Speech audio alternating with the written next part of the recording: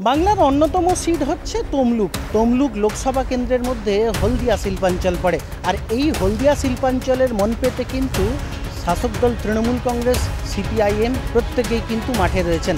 তৃণমূল কংগ্রেস প্রচার অভিযান শুরু করলেও, বামেরা প্রচার অভিযান শুরু করলেও শ্রমিকদের মন পেতে, শিল্পাঞ্চলের মন পেতে কোন দল কিভাবে এগোয় আর সমস্ত বিষয়টাকে নিয়ে ইভিএম মেশিনে প্রতিফলিত করতে পারে কিনা সেই বিষয়টাই এখন দেখার।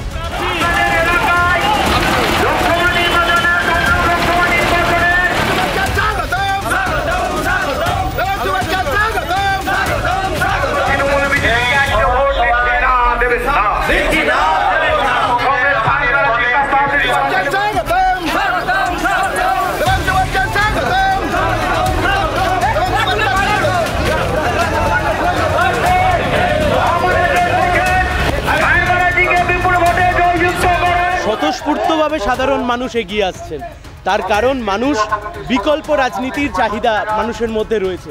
তৃণমূল আর বিজেপি এই দুই দলের যে দল পরিবর্তন, এই খেলা সাধারণ মানুষ ধরে ফেলেছে, বিশেষত নতুন প্রজন্মও ধরে ফেলেছে। সাড়া তো খুব ভালো, মানুষের রেসপন্স খুব ভালো।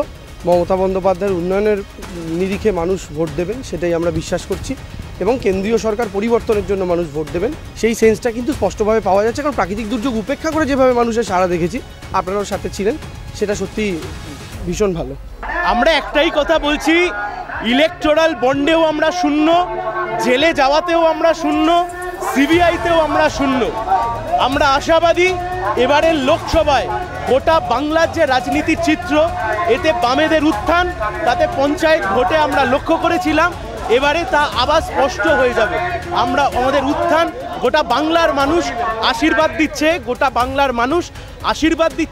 বাংলার মানুষ সমর্থন জানাচ্ছে। কিন্তু দুর্নীতিতে শূন্য হয়েছে কিনা মানুষ বুঝিয়ে দিয়েছে ওদেরকে রাজনৈতিকভাবে শূন্য করে। মানুষ সিপিএমের দুর্নীতিটা নিজের চোখে দেখেছে, ঘরে ফিল করেছে, সেই কারণে সিপিএমকে মানুষ শূন্য করে দিয়েছে। 4.5% ভোট।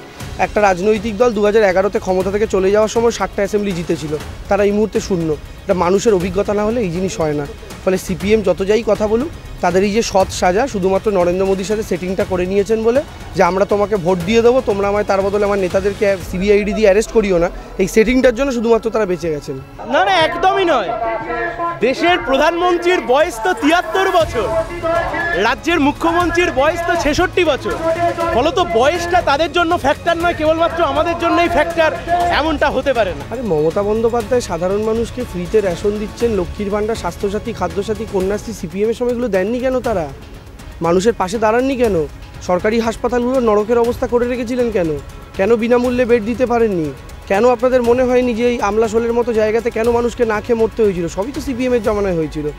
সিপিএমের অভিযোগের কোনো আলাদা করে উত্তর দেবো না, কারণ এই নির্বাচনে সিপিএম হচ্ছে দুধ ভাত, ও কোনো লড়াইতে নেই, তারা এমনি রয়েছে। মূল লড়াই তৃণমূল এবং বিজেপির মধ্যেই হচ্ছে। তবে আমি ব্যক্তিগতভাবে চাই সিপিএম তার অরিজিনাল ভোটটা যেন পায়, সিপিএম তার ভোটটা যেন ধরে রাখে। নন্দীগ্রামের বুকে যদি একটা দ্বিতীয় হলদিয়া আমরা গড়ে তুলতে পারতাম, তাহলে নন্দীগ্রামের ছেলে মেয়েদের লাভ হতো, সাধারণ বেকার যুবকদের লাভ হতো। কিন্তু সেটা কেন গড়ে তোলা গেল না?